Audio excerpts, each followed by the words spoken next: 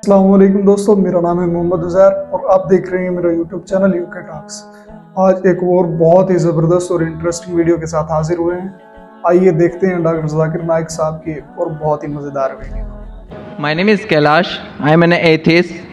My question is, why do Muslims believe that Jesus is born without any biological father when there is a Quran says that Allah says that he is the originator of heaven and earth? How come he can have a son without any consort? We asked the question that Muslims believe that Jesus Christ, peace be upon him, was born without any biological father. But the Quran says, how shall Almighty God have a son when he doesn't have a wife? As far as the miracle of Isa alayhi salam, Quran says in Surah Al-Imran chapter 3 verse number 47, when Maryam alayhi salam says, Mother Mary, that how shall I have a son when no man has touched me? The reply comes back, Angel Gabriel, فَإِذَا قَضَى أَمْرًا فَإِنَّمَا يَقُلْ فَيَكُونُ. When Allah decrees a matter, He just said to it, be, and it is. Similarly, in Surah Al-Imran chapter 3 verse number 59, Allah says, Inna masala Isa in the like masala Adam. Khalaqa min turab, summa qala lahu kun fayakun.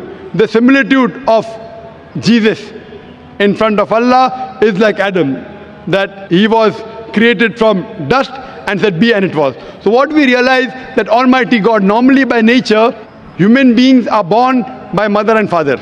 But to show the power of Allah, that He can create even without a father, the example is Isa alayhi salam. Another miracle Allah did, created a human being without mother or father, that is Adam, peace be upon him. But the verse of the Quran saying that Almighty God doesn't have a son, neither does he have a consort, neither does he have a wife. And furthermore, Quran also says that if Allah begot a son, say, I would be the first person to bow down to him. That doesn't mean Allah has a son. It's saying that there's no question of Allah begetting, because begetting is an animal act. It is functions of lower animals of sex. That's the reason Allah will not beget. Allah does not require a wife also. Wife is required by us human beings. Mating is the function of no animal of sex. So these verses of the Quran, that if Allah has a son, I would be the first to born, is negating that Allah can never have a son. Neither does Allah require a wife. So these are concepts of the Quran trying to say, don't belittle Allah by saying Almighty God has a wife or has a son. It is not the dignity of Allah who is so gracious to have a son or to have a wife. Wa akhiru dawana, alhamdulillahi rabbil alameen. तो जैसा कि हम लोगों ने देखा, doctor साहब ने बहुत अच्छा और ज़बरदस्त जवाब दिया है।